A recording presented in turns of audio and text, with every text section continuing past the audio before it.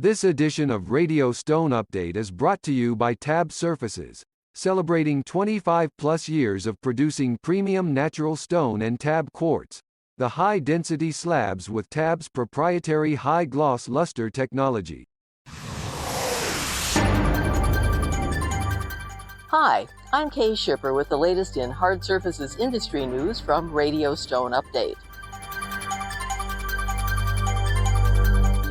A little later, Emerson Schwarzkopf, editor and publisher of Stone Update magazine, will join me to talk about our online newsletter, Slab and Sheet, as it begins its 15th year.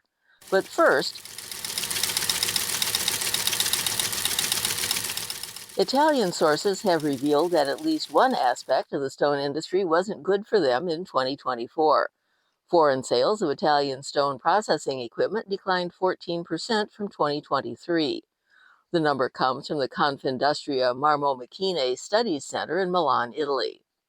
A large portion of the decline comes from the United States, where customers cut spending on Italian stoneworking machinery, installations, equipment, and tools.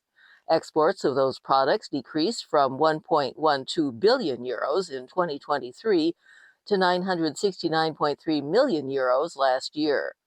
Approximately 75% of revenues for the stone equipment sector comes from foreign sales and is something of a shock after 3 consecutive years of annual equipment export growth of more than 7%. Topping the pullbacks is the United States, with last year's 137.5 million euros in equipment purchases, showing a 22.2% decline from 2023.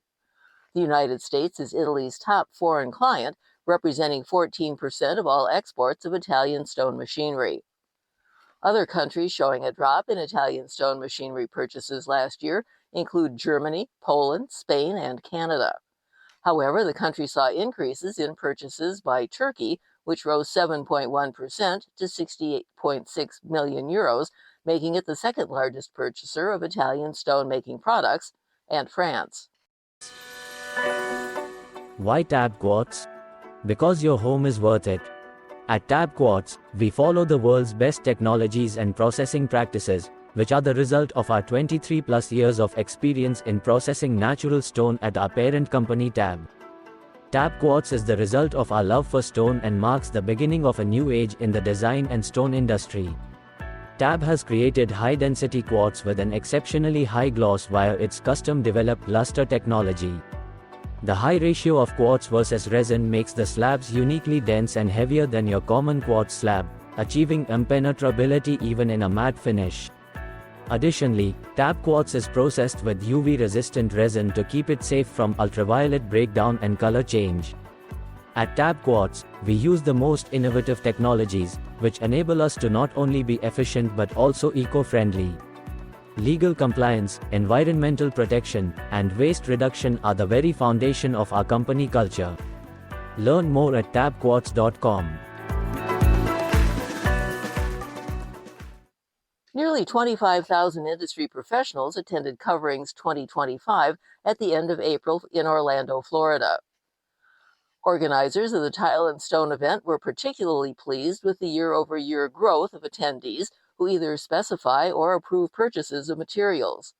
Fully 75% of attendees fell into those two categories, while the show also saw notable attendance gains in other key industry segments. In total, Coverings 2025 included 1,000 exhibitors from 40 countries spread over 440,000 net square feet of exhibit space, with an emphasis on tile, stone, tools, technology, and machinery products.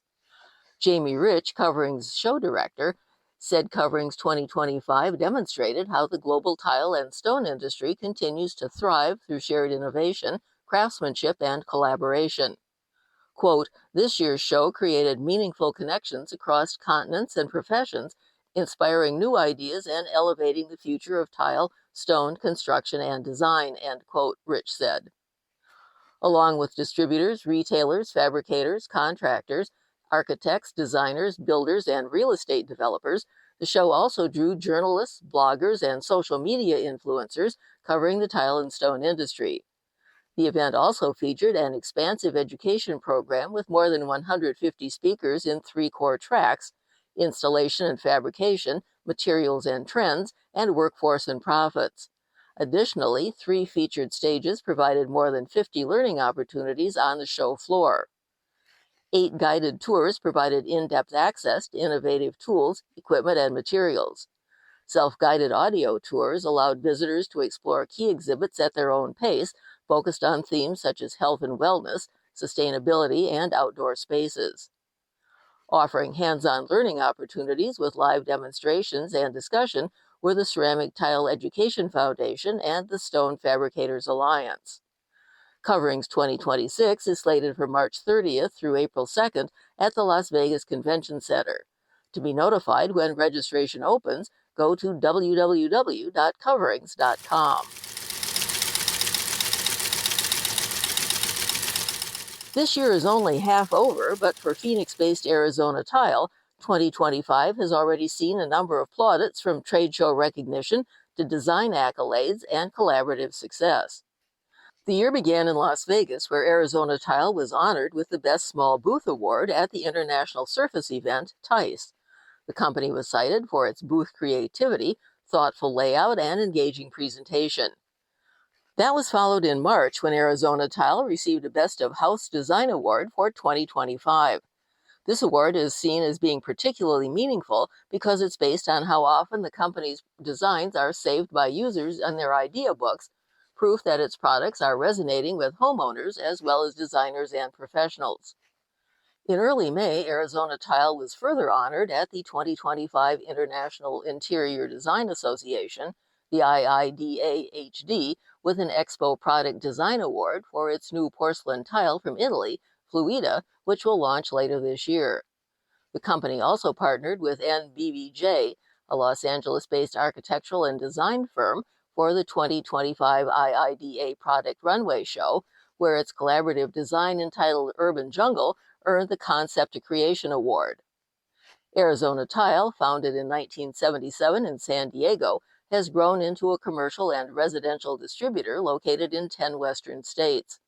Today, it distributes granite, marble, quartzite, limestone, and travertine slabs and tile, as well as Delaterra quartz, Delaterra porcelain slabs, and porcelain ceramic and glass tile.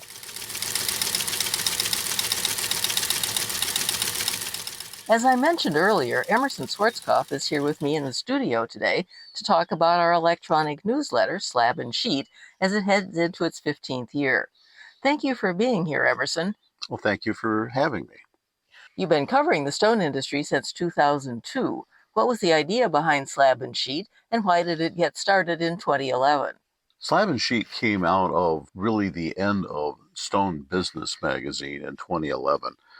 We were looking for a way to communicate beyond printing and mailing magazine, which is incredibly expensive. And we thought about doing it electronically. It started out as the full bullnose. After about a month or two, we decided to essentially part ways. And I started this as an independent, renamed it The Edge. And then after a while, it came to the name that you know right now, which is Slab and Sheet. You don't happen to recall some of the stories that were in that first issue, do you? Yes, I do. And amazingly enough, we were talking about imports, and we were also talking about crystalline silica and exposure to that. It's very interesting that we're still doing those kind of things. How has the industry changed since that time, and has your emphasis with Slab and Sheet changed? It's maybe a little more corporate than it was and when we first got started. There are maybe fewer sources for any number of things, whether it be surfaces or machinery or tooling or whatever.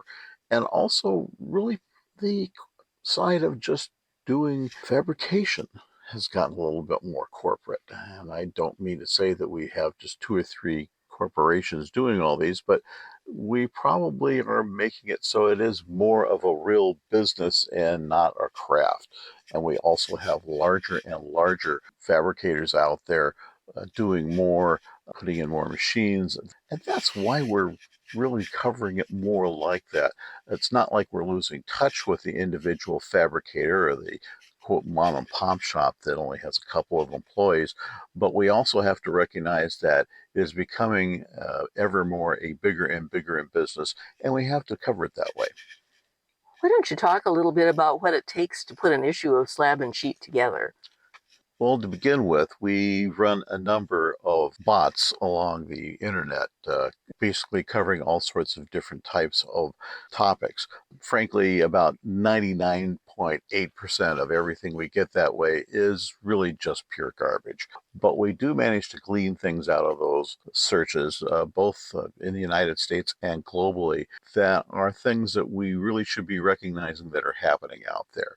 We also, of course, gather sources from people and companies within the industry, and we also do searches of things going on with our government, such as customs, such as court cases, and then pull it all together. We post stories as we need to on the Stone Update site, and then we put that together into a newsletter. Now, the newsletter has to all be done by 2 p.m. on Tuesdays. And that sounds really strange given the fact that almost every one of you out there gets the Slab and Sheet at about 9 o'clock on Wednesday. Well, that's because we have put a time signature on every email that we go to. We know where you're at and also the time that you are operating under. So essentially, that thing that comes out at 9 o'clock that you get, say, maybe in the Chicago area or you get in the New York area was also received at 9 o'clock in Munich. It was received at 9 o'clock in Athens. It was received at 9 o'clock in Mumbai. It was received at 9 o'clock in Shanghai. We do everything so that everybody gets the information first thing in their morning. That was Emerson Schwarzkopf. Thank you, Emerson. Thank you.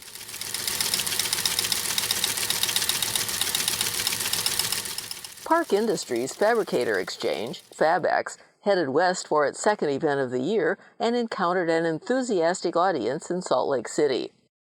More than 100 fabricators came together for a day of presentations, shop tours, and machine demonstrations. Speakers included Omar Shahin of GMD Surfaces on the concept of throughput dollars, Bill and Dawson Campbell of A1 Solid Surfaces on their shop's digital transformation journey, Alan Jorgensen of Bedrock Quartz Surfaces on how his shop has grown and its operation has been scaled to meet demand, and Dave M. Latte, the CFO of Park Industries, presenting insights into industry trends and what fabricators should be watching for in the months ahead. A1 Solid Surfaces and Bedrock Quartz Surfaces also hosted attendees who saw 15 Park Industries machines in full operation. Additionally, Bedrock Quartz presented a porcelain workshop where fabricators got a close-up look at how to cut, lay out, and build with porcelain as the Bedrock team walked attendees through the process of creating a porcelain sink. This was the second ever FabEx event following its launch in early May, immediately after Covering's 2025 in Central Florida.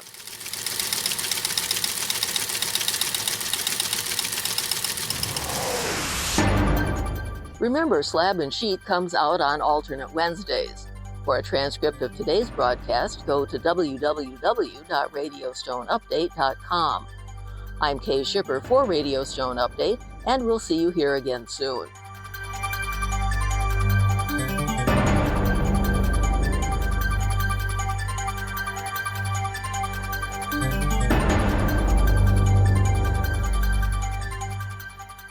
This edition of Radio Stone Update has been brought to you by TAB Surfaces, celebrating 25-plus years of producing premium natural stone and TAB quartz, the high-density slabs with TAB's proprietary high-gloss luster technology.